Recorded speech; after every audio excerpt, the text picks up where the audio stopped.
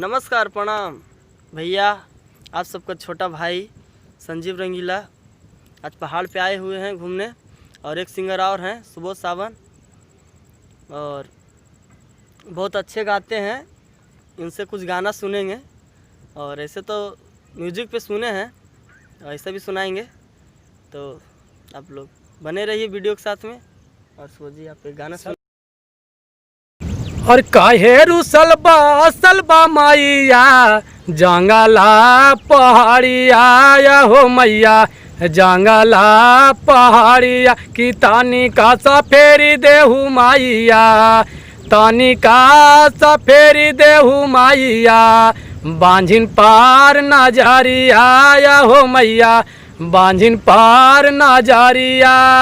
काहेरु सलबा मैया जंगला पहाड़िया या हो मैया जंगला पहाड़िया की तानी का सफेरी देहू मैया, तानी का सफेरी देहू मैया, बांझिन पार नजरिया या हो मैया, बांझिन पार नजरिया। ये बहुत अच्छा लगा गाना। और ये सिंगर सुबोध सावन है और बहुत अच्छे गाना गाते हैं। चैनल पर चेक कर लीजिएगा आप लोग। एक ठो मेरा भी गाना आया था, भक्ति सॉन्ग है, यूट्यूब पे आपको मिल जाएगा संजीव रंगीला पे। ऐसे है।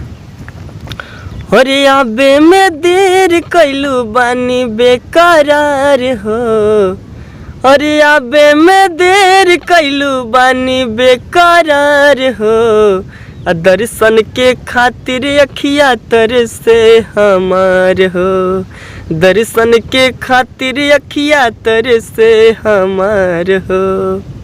यूट्यूब पे मिल जाएगा। आप लोग संजीव रंगीला लिख कर के सर्च कीजिएगा। चलिए नमस्कार प्रणाम, फिर मिलते हैं। हर हर महादेव। बाय बाय कर दीजिए।